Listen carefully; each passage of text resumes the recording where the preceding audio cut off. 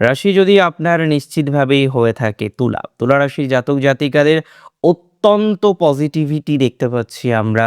নিশ্চিতভাবেই যারা চাকরি রিলেটেড বিষয়ে ঝামেলায় আছেন, চাকরির চেষ্টা করছেন কিন্তু চাকরি পাচ্ছেন না, কিংবা চাকরি ক্ষেত্রে প্রমোশনের বড়ই অভাব, কোনো না কোনো একটা ডিস্টারবেন্স, কোনো না কোনো একটা সমস্যা আপনাকে বারবার চিন্তার মধ্যে ফেলছে, দুশ্চিন্তার মধ্যে ফেলছে।